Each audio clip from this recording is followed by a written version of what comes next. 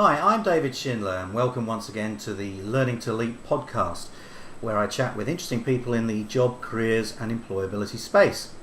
This month it's my pleasure to welcome Nick Palmer from Bizenko. It's a company that helps job applicants understand employers' needs and specialises in commercial skills training. So welcome, Nick. Thank you, David. Very kind. Thanks.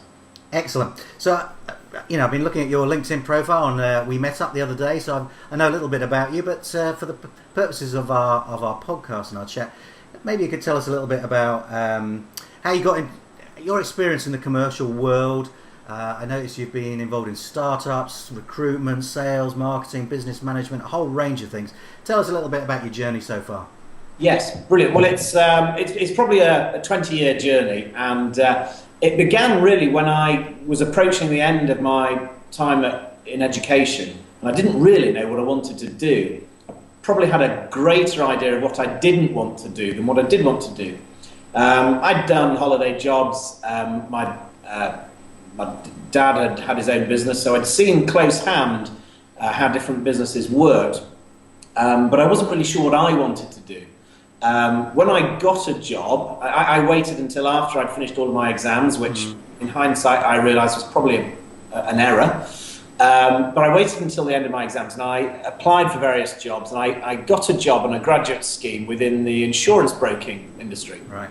And I was responsible for some fairly sizable accounts.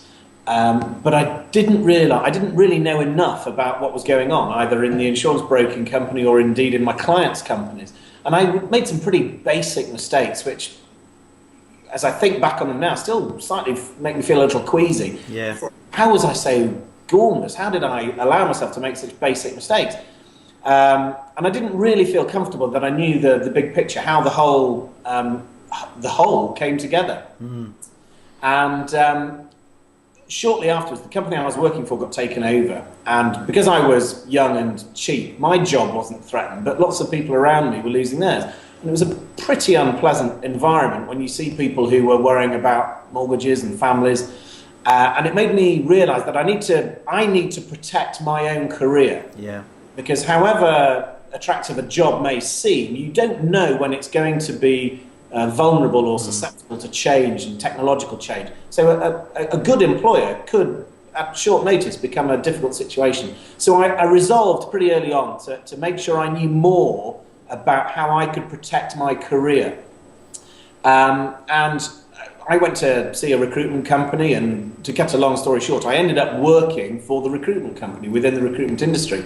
Brilliant. And I realised through the candidates that I met, I was meeting a lot of people who had been in the same situation as me. They hadn't known what they wanted to do. They were taking a job because they needed a job. They didn't really have a long-term plan, and it was all a little haphazard and thrown together.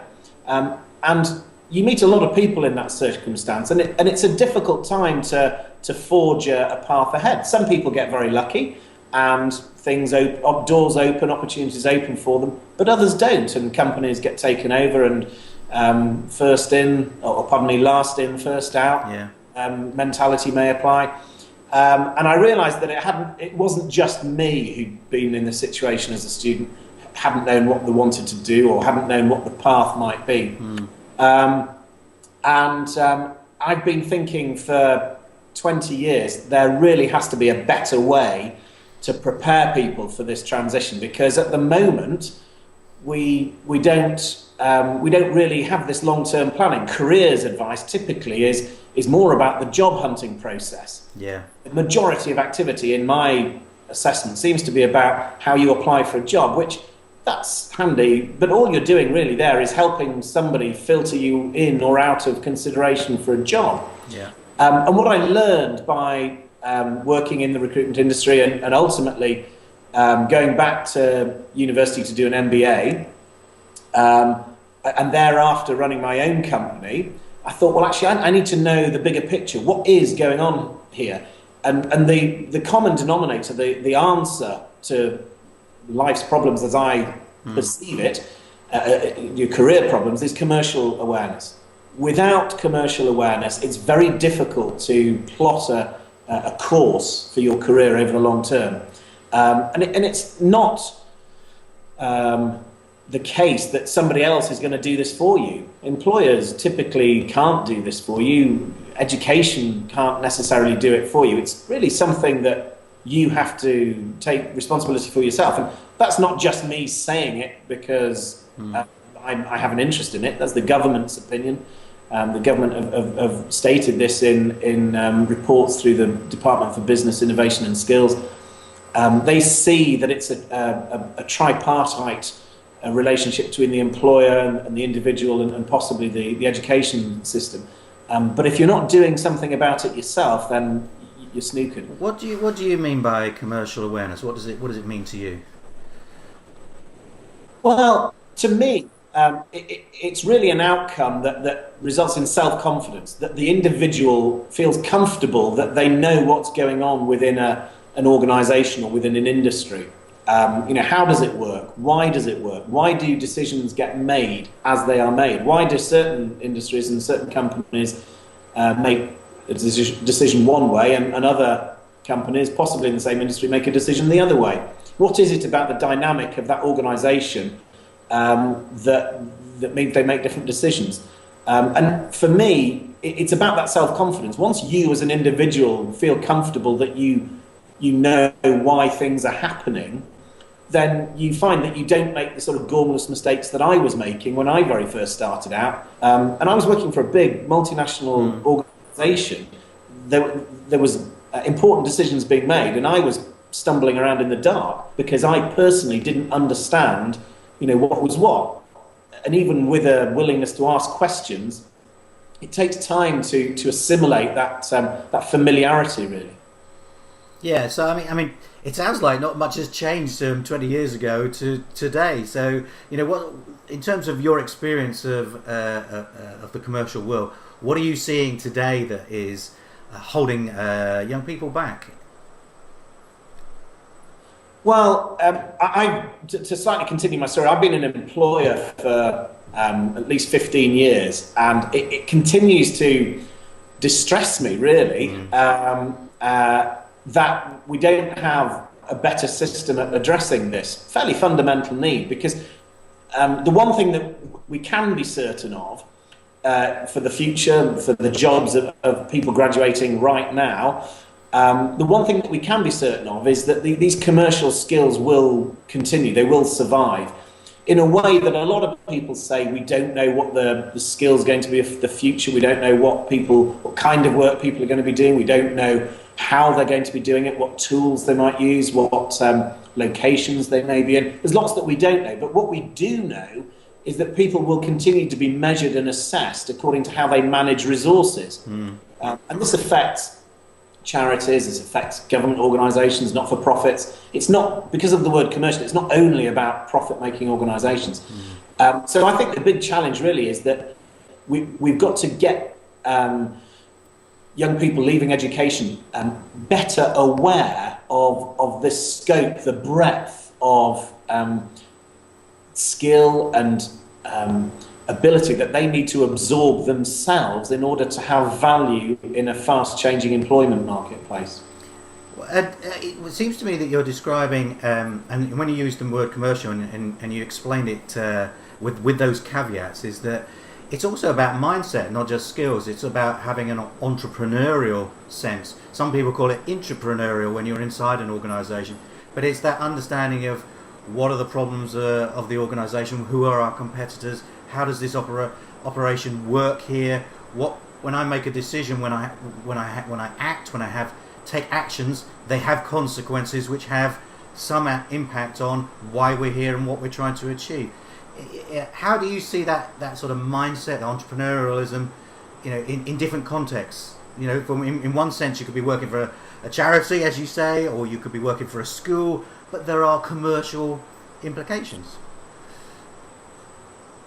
Yeah, well, personally, I see it as it's actually been really fun because a lot of what on the seminars that we do, I just try and make it fun because a lot of people, when they're talking about trying to get a job, there's a fairly pressured situation. You're trying to impress, you're trying to compete. And for the delegates who come on my seminars, none of those things apply if they want to turn up and and not engage, then they're wasting their time, they're wasting my time. But if they want to turn up and have some fun, then they actually learn a great deal. So on a personal level, I think the idea of entrepreneurialism is fantastically liberating. It's hard work setting up a company, but the rewards are considerable. I get really concerned when people get encouraged to start a company as if it's easy, because it's not. It's difficult and it's stressful, and it imposes a lot of stress on you. But on a personal level, I find that very liberating. I think the great thing about having this idea of commercial awareness is there's no necessity for people to have reached any kind of academic level. So within traditional careers, there's very often a metric about academic performance. You are expected to have perhaps got a 2-1, or you perhaps expected to have got 3 Bs in your A-levels, or a certain number of UCAS points. None of those things are in any way important about getting stuck into commercial skills and learning about employability. We're all familiar with some of the very famous examples about most of the impressive business people that you have heard of. Most likely don't have a terribly stellar academic record. You think of Zuckerberg, Harvard, didn't complete Harvard. Equally, Bill Gates didn't complete Harvard within this country. Richard Branson, as far as I know, went nowhere near Oxford or Cambridge. Lord Sugar, the same. The thing that really excites me about it is that the metric that most closely shackles people in the idea of the sense of getting a job is entirely irrelevant for this broader skill of work awareness, commercial awareness, because it doesn't matter. You can pick this stuff up whether you didn't engage with formal academic qualifications or whether you did. It just doesn't matter. Yeah. I mean, you were telling me the other day about speaking to some students at the University of Law, and it was a good example, wasn't it, in terms of there they are making that transition from, I don't know, higher education into a functional specialist area, law, and yet that gap around their knowledge and understanding of how business works was made very clear to you. Do you want to just tell us the little anecdote?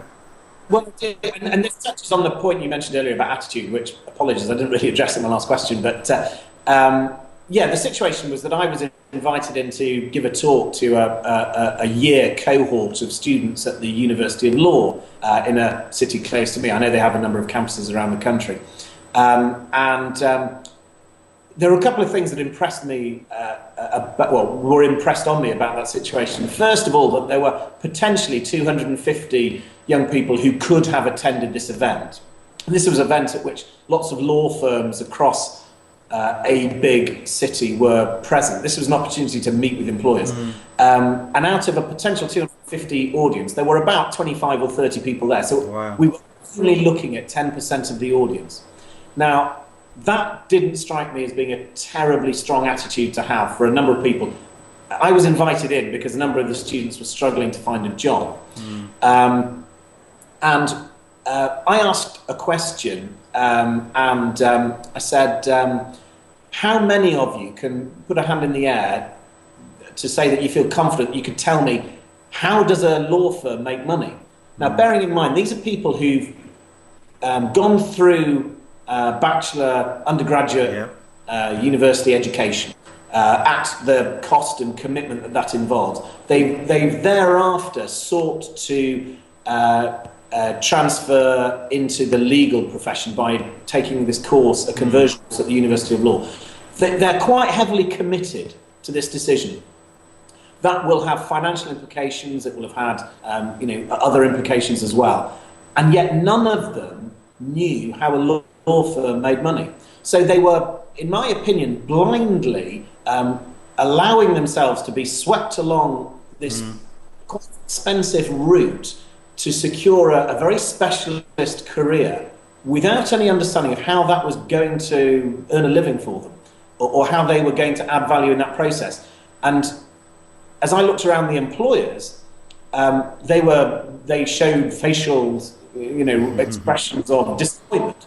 Because if there's one thing that legal firms need, it's people who have an understanding of how money is made. How do lawyers win new business? Because there's a lot of law firms out there, and if a young lawyer doesn't have an understanding of this, then that's not going to reflect well on the firm that employs them. And there's two things attached to that as well. Is that one is the competition to become a lawyer and to get a contract with a law firm is increasingly difficult. So therefore, you've got to be able to stand out in some shape or form to compete. And once you're inside a law firm, the legal profession is under huge pressures to change and adapt because of commercial changes in the world, where competition has become much fiercer. So on both fronts, on a personal level and an understanding level within an organisation, understanding the commercial pressures and how that world operates is fundamental to succeeding, isn't it? Absolutely, absolutely. And it's interesting when I talk to law firms, when I talk to employers, it's absolutely in their sweet spot. This is critical for them. Very often they can afford the luxury of saying, well, look, we know that academically you know what you're talking about because you wouldn't have got this far on other people's metrics, your university degree or the University of Law, if you go through that, or I believe there are equivalents. So they know that the academics are taken care of. They don't really care about those, but what they care about is the personality, the attitude. And I'll mention again, just you mentioned about attitude and how that's important. Just this morning, I've been speaking with somebody who's a surgeon, and I mentioned to her that it was that I know that on this particular day of the week, she coaches or does classroom teaching for medical students. And because it's the holidays right now, a number of the students have disappeared. And she'd said that she had offered any of the students access to her operating theatre to observe. And they'd all decided to take the opportunity to go off on holiday. And not one of the group had taken up. And it's that sort of willingness to go the extra mile, to show a commitment, to show an attitude. Again, you don't get to be a medical student without having passed a number of academic hurdles. That's taken as read. It's that willingness to go the extra mile. It's that attitude. That's what employers want. They want people who are going to fight hard to maintain that organisation's integrity, reputation. So one of my central messages always look beyond the academic qualifications because they're important, but really not terribly important to the employer. They have a value in the process, but only for a relatively short period of time. It's interesting what you're saying there about those in education, and you talked about yourself, but once you were inside your insurance environment when you started out, then it became clear to you what was required, what was needed, and it was almost like conscious incompetence, as we would say in my field. You suddenly were aware of what you didn't know, and in order to do that, you then had to develop practice and so on to be able to do that. It seems to me that when young people are in education, and this is where work experience becomes so important, is you have to find some way to get exposed to what is required, and if you don't know what you don't know. Correct. I mean, that phrase that you don't know what you don't know is sadly applicable across this country and others actually, because within my network I've studied abroad. I did my MBA abroad, so I've got an international. Can I tap into that to see how does this situation manifest itself in other countries? And it's largely the same. Certainly in countries that have an association with England through language and tradition and culture and what have you, but not knowing how important this is to employers is a major failing of our education system. And I have a petition on my Bizenko company website which I invite employers to sign, and it's basically just that. It's to say that, of course, academics are important, make sure you concentrate on the exam, but please don't miss an opportunity to develop your commercial awareness for the sake of mock exams or for the sake of getting an essay in on time. You've got to time manage yourself so that you can encompass all of these things. Because once you're out of education, you very quickly realise that it's not the only show in town. There are other more important things that employers need and value, and you need to get up to speed with those very quickly if you're to, secure your job and secure your long-term career. Definitely. So, taking us on to sort of that development area, how can young people develop their commercial awareness? Well, it's interesting. A lot of the advice about this, I was just checking it online last night in preparation for today, and very often the advice is, well, you can read the Financial Times. Well, I can assure you that's not a terribly enjoyable means of completing this exercise. The Financial Times, for a lot of people, is a very important read, but I personally don't think it's terribly relevant for most people. It undoubtedly has a place, but I think the secret really is to get out and get as much exposure as you possibly can. Volunteering, holiday jobs, but just observing how different organisations work. As a consumer, when you go into a shop or a restaurant, or when you talk to your bank, and when you try and get out of your bank, just observe how do these systems work? Do things work efficiently? Are you as a customer satisfied? If you were the person across the counter dealing with you, the customer, what would you do differently? Within the seminar training that we do, this is one of the first exercises we set up. We use a scenario where somebody's trying to buy a couple of basic products, and we throw in a couple of different additional bits of information so that all players in the role play can see, well, actually, that changes my perception of this product, or that changes my perception of this service. Because I think fundamentally, every job that you will ever do, or a person will ever do, will have that tension amongst it. The customer, the supplier, the supplier's suppliers. Where does the money move? How does it move? When does it move? If you understand all of that, and it's not terribly complicated, you can apply that thinking even if you've not been able to get work experience. And I know it's difficult getting internships, getting placements. It can be difficult. But if you can understand how these things move around and how these tensions evolve, then you can observe any kind of organisation, and you can read the Financial Times, and you can say, well, actually, this organisation will struggle now because this has happened, or this customer is going to find it easier to do something now because a different event has happened. And it's that thinking really that underpins a lot of the training that we do, and it helps people realise actually they can take this on a broader footing than might historically have been available to them, just with a week's work experience here or a month's work placement there. That can be a little narrowing. I often look out for the person who doesn't know what they want to do in life. That's me. And my worldview is that individual, all individuals really, but particularly the individual who doesn't know what they want to do, that person needs a breadth of exposure to lots of different industries, so that they can learn good ideas and say, oh, well, actually, I saw something work really well once in retail that maybe in a job 3 years later, well, actually, we could do that in our manufacturing business. And that's what employers want you. That's what they want to pay you for that insight, and that innovation. Isn't that one of the challenges? I call it lost in translation. Is that sometimes people do not see the connection between what they've done, what they've been exposed to, what they're observing, and how it could be applied in a different context, or why it's relevant to an employer in another setting.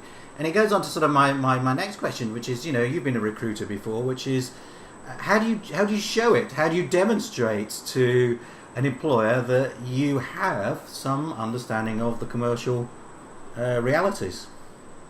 Well, I think in the questions that you ask, let's go back to the very beginning. How do you display that? Well, in the application that you make, I know that it's fantastically difficult to get through the application process, because to my utter amazement, people use robots and technology to filter out, which frankly defeats me. As a human being, I can't see how that. I can see how it makes somebody's job easier, but that's a whole different other story. How do you demonstrate it? Well, I think if you are lucky enough to get your application read, then there are things that you can write that demonstrate that you've understood the challenges facing that hiring manager. Let's remember that a vacancy exists, a job vacancy exists because a hiring manager or an employer has a problem. They need to grow, they need to manage a new challenge. That's why the vacancy exists. So if you can preempt what might be the cause of that challenge and refer to it in your application letter, rather than just saying how passionate you are about the industry, guess what? Everyone's going to write that. If you can demonstrate that you've thought about what might be the challenge that the vacancy exists to resolve, then I would say that you're on the way. That would certainly impress me. So research is really important, and your ability to use that research to say, so what? Yeah, for sure. Let's be pragmatic. Let's imagine that it is ridiculously difficult to get your application read. What can you do? Well, then you've got to be creative. You've got to say, well, actually, let's find out who the hiring manager is. Let's phone up. Let's say, well, listen, I'd like to speak to imagine the vacancy is within a certain department of a known company. Well, phone that company up and find out who it is, and look that person up online, LinkedIn, find out what they do, find out what their progression has been. Demonstrate that you've taken the effort to find out what that department does. Why might they have a challenge that can be solved by recruiting a new person? Because obviously, if everybody does this, then it gets harder to prove. But it hasn't cost you anything. To demonstrate that it might cost you an email, it might cost you, and it's a lucky break. It's really difficult. I know it's really difficult, but the point is, at the point that your luck changes, that's what you need to say. You need to demonstrate that you've understood, what the commercial challenges are facing the hiring manager, because I can assure you that the hiring manager, she or he, is going to remember the person who took the trouble to research the background to the challenge in the vacancy, rather than the person who just says, it's been my life's ambition to work in marketing. It's very rare, isn't it, that a young person will ring up a hiring manager. Most of the young people I come across, the thought of using the phone is a rare thing at this day and age. So you immediately stand out by doing that. Absolutely. One final question before we sort of start to wrap up is kind of around the last 3 weeks politically has been a huge upheaval, and we live really in what is known as VUCA times: volatile, uncertain, ambiguous, and complex. What's your advice for a young person setting out in their career when there's such volatility around? How do you keep abreast of things? How do you keep up to date? How do you get a handle on something when all around you there's chaos? Well, David, it's bad enough for us, never mind for young people.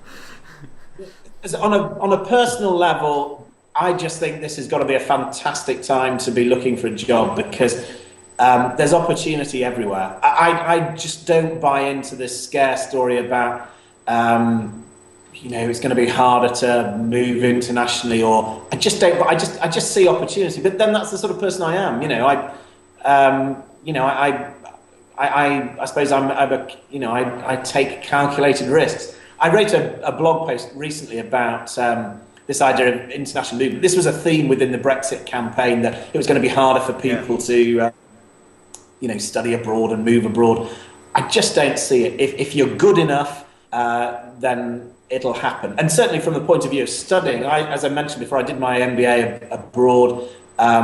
I can't see there's any university that would refuse your money because you were British and you were transferring money from pounds into euros. That won't ever happen. I think it's a fantastic idea, by the way, to broaden your horizons and learn what you think you know and challenge what you think you know. In terms of the uncertainty, for sure there's going to be some uncertainty whilst people work out the intricacies of what they are comfortable doing. But I reiterate, I just see this as a time of fantastic opportunity. And provided you've got a good commercial awareness base, and you feel confident that you can apply that to changing circumstances, I really don't see a problem right now. I think if you can grasp the challenge, then it's yours. So what I'm taking from what you're saying there is that irrespective of the circumstances, the situations one finds oneself in, it's your attitude, it's your outlook, it's your optimism, it's your ability to build your awareness, but also to take calculated risks, irrespective of the situation, that's going to help you to succeed. Definitely. I speak to employers. I speak to a lot of entrepreneurial business people as well. They're all about taking calculated risks. They find out the facts for themselves and they make a judgment. They're not typically influenced by, what commentators say. If they think there's an opportunity, they'll investigate it, satisfy themselves, and they'll press on and do it. And that requires confidence. That does require confidence. Yeah. And it's hard work. It doesn't come easily. It isn't something that can be mastered, at the click of a finger. It's not a half-day activity. Building this sense of confidence and this sense of commercial awareness takes time. It's a process that evolves, and it never stops. I'm learning stuff the whole time. But after a relatively short period of time, you have enough confidence, you have enough awareness to say, well, actually, I can apply what I know here, or I can apply what I know there. Yeah. And when it comes to it, attitude is so important. And an employer, certainly at an SME level, a small, medium enterprise level, and let's remember that in the UK, 60% of us work at this level.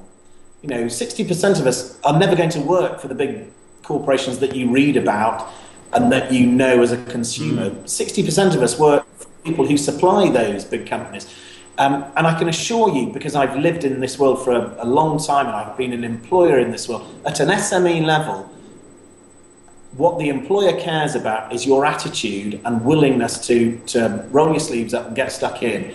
And I don't see anything in the news at the moment that's going to change that. Employers are going to continue looking for people who've got an enthusiasm to contribute to the employer and benefit as an individual because the employer is doing well.